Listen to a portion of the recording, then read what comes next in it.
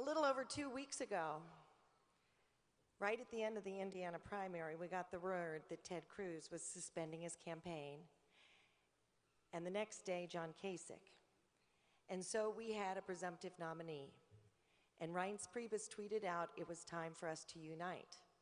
But it's not easy to unite when you've devoted your time and your energy to a candidate and spent a lot of months trying to build that candidate's success in preparation for our primary. I'd call it really bad timing for the Washington State Republican Party. But you know, as I look back, I don't believe it was Indiana that ended the race for Ted Cruz. Looking back, it was actually New York, because most of us said to ourselves, how are these New Yorkers going to vote? You know, they know him the longest, and they know him the best. I'll bet this is Donald Trump's Waterloo. But in fact, it was in New York, where the people who knew him best turned out at a higher percentage to vote for him than in any state yet. I was with Ted Cruz the day after the New York primary. Ted Cruz ran his campaign using a lot of really smart people and using a lot of really good data. In a sense, you could say he knew a lot more than anybody else did before they did. And I could tell in a very private setting, talking with him with a few others, including Freddie and Jeff, that Ted Cruz knew what was coming.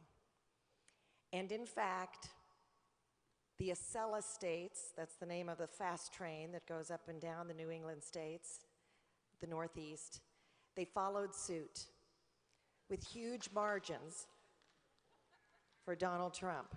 I think Ted Cruz knew in New York and in the New England states, and he fought on for a miracle victory in Indiana, and it wasn't to be. And so we got the shock. Those of us in Washington State who had scheduled him for our Friday night dinner, John Kasich for Thursday night, and we fully expected that Donald Trump was going to appear, as he tends to do, exactly when he wanted to. And then we got the word that despite it all, Donald Trump was coming to our state. And so I flew to Spokane early on Saturday morning to greet him on behalf of the Washington State Republican Party. And I wanted him to know that we're in it this year, that we're a swing state and we're at a tipping point. And if we can access the power of a presidential candidate who draws voters, who draws new voters, who draws Republican voters that tend not to vote very much, I knew that we could flip this state. And so I made sure that I had a private conversation with him. When I introduced myself to him, the first thing he said to me is, what is going to happen in November? And I said to him, we're going to win. With your help, we can win. We can flip this state. He said, stay in touch with my staff. Let's make it happen. And then he went out into the big arena where all the thousands of people were, and he made his speech. And when it was over, he stood back and he surveyed the audience, and he spotted me off to his left, and he pointed at me as if to say, he kind of spread his arm and then pointed as if to say, I'm going to deal with this VIP line, but I want to talk to you. And so I stayed, and as he worked through this line, he was surrounded by Secret Service moving him along and people with hats and things for him to sign and shouting and shaking hands. It was just chaotic. But when he got to me, he stopped and he said, we can change this state. We can win. I want you to stay in touch with my staff. Let's make it happen. I'm coming back. And as I've mentioned before, we have a lot of presidential candidates on both sides that come back over and over to meet the donors and to collect millions of dollars in our state, but they don't take time to meet the voters. When I listened to Donald Trump, he had done his research. He talked about timber jobs. Do you know, folks, that we are at a tipping point in the coastal counties, in the coastal legislative districts, the timber districts? We've got a bunch of people who tend to vote Democrat in those districts who would flip to vote for Donald Trump because he realizes the need for their jobs. So we have hope of gaining the state house by flipping some house seats in the coastal legislative districts. Whoever is at the top of the ticket can help us accomplish that. It always works that way. And so I have these glimmers of hope that I'm sharing with you that we are going to be able to win this state. Can you just imagine what would happen to the people of this state, the great changes for the better, if we had a governor and a House and a Senate working for them as Republicans lead?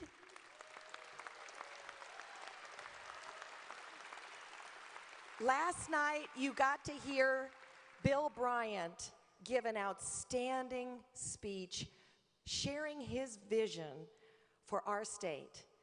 It was so exciting to just imagine the difference, the changes, the breaking away of all that old, stagnant stuff that has kept government so inefficient and unresponsive to the needs of our people. Just imagine what it would be like. I am willing, as your state chair, to do whatever it takes for us to win, and I want to embrace and bring our presidential candidate here as many times as possible. And then when Donald Trump went to Linden, he told the crowd he was coming back. And on Hannity 3 nights ago, he said, Washington State is in play. Folks, do you know how long ago anyone said that Washington State was in play? Do you know how long it has been since anyone has even noticed us? We have hope. We have tremendous hope. And I know that it's still, the wounds are still raw. It's going to take a while for us to kind of move on. But I'm telling you, hang on to the hope that we can make the lives of our citizens so much better by taking advantage of a candidate who comes in and talks about the issues that matter to people and allow the voters to turn out in record numbers to vote for the top of the ticket and then all the way down. That's what we have to help accomplish. And so all of you everybody in the room knows we've got some phenomenal TED activists in this room. You have proven you can organize. Organization is the key to winning. If you organize for this state the way you have organized for your candidate who is no longer in the running, we can win. So I ask you to help me, to help your party, to help all the people who are sitting next to you, to help us win and move forward. We've got only 5 months to go, 5 short months. But there is power in this room. There is so much power in this room, and I know we can do it. We are electing delegates to go to the national election even now, at this moment. And so as we do that, all of those people, your 44, who are going to represent you are going to begin that tsunami that is going to wipe out Hillary Clinton.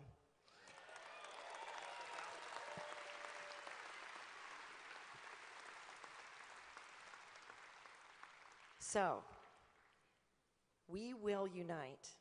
I am convinced we will unite. There's a lot of press in this room. When you walk by them, just say real quietly, we're united. We are united. It will take time, but come November, we are united. Let them know our message. We have lots of different opinions. We have lots and lots of opinions, but we are united as Republicans.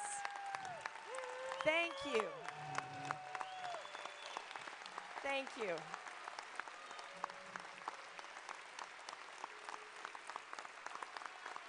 We will get through this together.